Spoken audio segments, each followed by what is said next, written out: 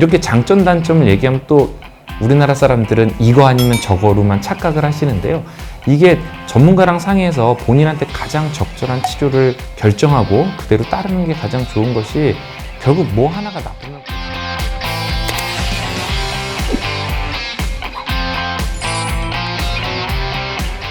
안녕하세요. 신경외과에서 뇌혈관 질환을 담당하고 있는 정준호라고 합니다. 안녕하세요. 저는 뇌혈관 질환과 그다음에 중환자 신경계 질환 수술적 치료를 맡고 있는 김준형입니다.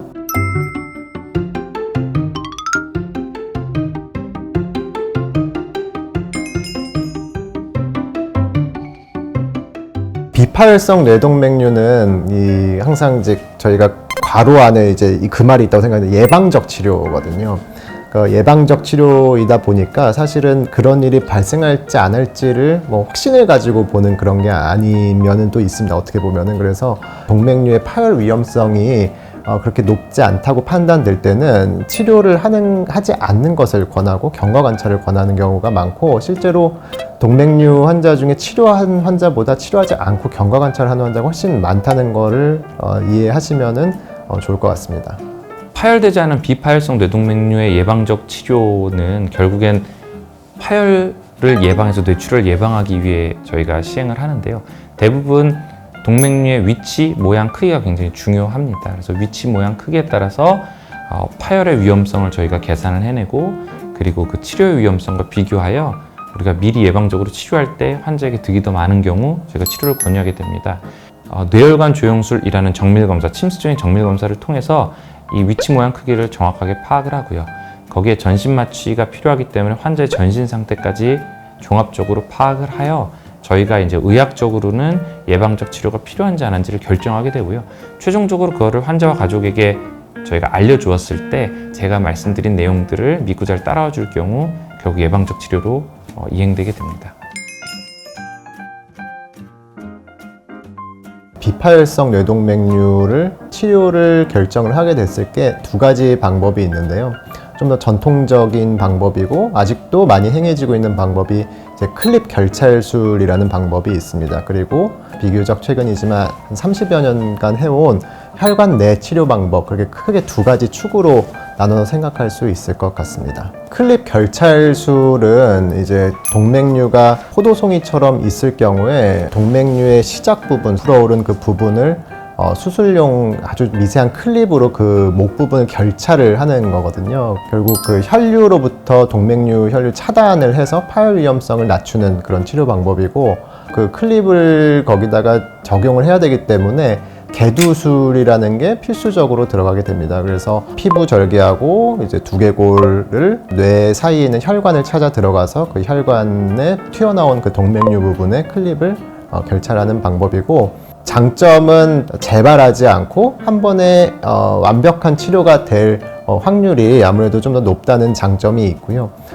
단점이라고 한다면은 회복 기간이 그 혈관 내 시술에 비해서는 좀 더 오래 걸린다는 거. 또 중요한 부분이 이제 미용적인 면과 통증 이런 면에서 아무래도 피부를 절개하고 이런 부분들이 환자분들께 좀 불편감을 호소할 수가 있습니다. 또한 이 동맥류 위치마다 치료의 이제 위험성과 이런 게 좀 달라지게 되는데요. 아무래도 표면에서 가까운 쪽보다는 표면에서 좀 더 깊이 있는 동맥류일 경우에는 수술이 좀 더 커지게 되고, 커지면 커질수록 수술의 그 위험도는 조금 더 상승할 여지가 있습니다. 혈관 내 수술은 결국 그 허벅지에 있는 대퇴동맥을 타고 올라가서 두개골을 절개하지 않고 하는 치료를 통칭해서 이야기하는 거고요. 머리를 열지 않기 때문에 통증이나 미용 면에서는 아주 비교할 수 없을 정도로 장점을 가지고 있는 거고요. 단점이라고 하면 클립 결찰술의 장점과 마찬가지로 어떻게 보면 재발률이 조금 더 높다라고는 볼 수 있습니다. 근데 그 재발률과 출혈률은 또 다른 거여서요. 예를 들면 동맥류를 치료했는데 이 치료한 동맥류가 터져버린다. 그래서 파열의 위험성이 더 높다. 이러면 이 치료는 사장되었겠죠. 지금까지 이렇게 단지 모양적으로 재발하는 경우들이 많아서 추가 치료를 하는 경우들이 많다라는 단점이 있고요. 또 하나는 이제 저희가 수술의 위험성 중에 가장 무서운 것이 수술 중에 터지는 거거든요.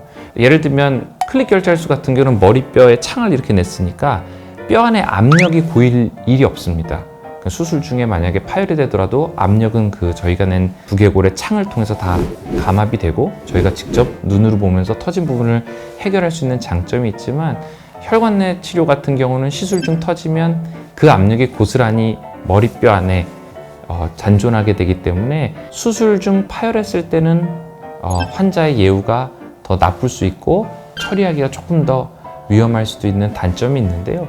이렇게 장점 단점을 얘기하면 또 우리나라 사람들은 이거 아니면 저거로만 착각을 하시는데요.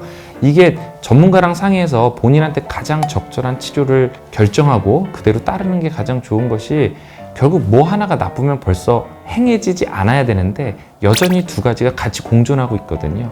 그렇다는 얘기는 두 가지의 장점들을 잘 살려서 환자의 맞춤형으로 저희가 치료를 할 수 있는 거기 때문에 주치의의 어떤 가치관, 성격, 의학적 지식, 그다음 본인과 가족의 가치관 이런 것들을 보완해서 치료 방법을 결정하시면 됩니다. 뭐 하나가 더 우월하다고 단정지어서 생각하실 필요가 전혀 없습니다.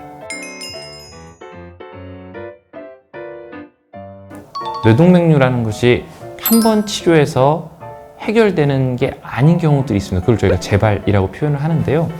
간혹 뇌출혈이 있었던 환자를 치료했더니 다시 그 부위에서 뇌출혈돼서 오는 경우들을 이제 저희가 종종 보게 되면서 이제 치료 후에 장기 추적이라는 걸 하게 됩니다. 그래서 예전에는 비파일성 뇌동맥류 같은 경우에는 보통 3년에서 6년 정도 추적해서 재발이 없으면 괜찮다 이렇게 생각을 했었는데요. 최근에 이제 경험이 쌓이면서 10년, 20년, 30년 데이터들이 축적되면서 10년, 20년까지 지나서도 재발을 하는 경우들이 있다라는 것이 있어서요. 대신 너무 불안해할 필요는 없고요. 그냥 마음 편하게 치료가 된 환자분들은 담당 주치의 만나서 좀 마음이 안심이 되는 얘기 듣고요. 매번 재발 때문에 불안해하실 필요는 없습니다. 하지만 재발이라는 게 있을 수 있다는 정도의 정보는 드리고 싶습니다. 그냥 막연히 불안해하지만 마시고 미리 발견됐다라는 것, 그러니까 터지기 전에 미리 발견됐다는 게 오히려 좋은 거고, 그리고 이 동맥류는 전문가와 상의하면 충분히 치료, 그리고 완치할 수 있는 병이고요. 그다음 요즘은 뭐 두려워하시는 분들이 많지만 이 개두술 말고 혈관 내 수술로도 충분히 치료할 수 있는 경우가 있기 때문에, 그래서 동맥류가 있다 그럼 무조건 겁먹는 일보다는 일단 전문가를 찾아가서 차근차근 설명을 듣고 추가 검사를 진행하고, 그리고 의료진을 신뢰하고 그들이 권유하는 대로 좀 따르신다면 뇌출혈이라는 무서운 경험을 하지 않으실 수 있지 않을까 생각합니다. 네, 감사합니다.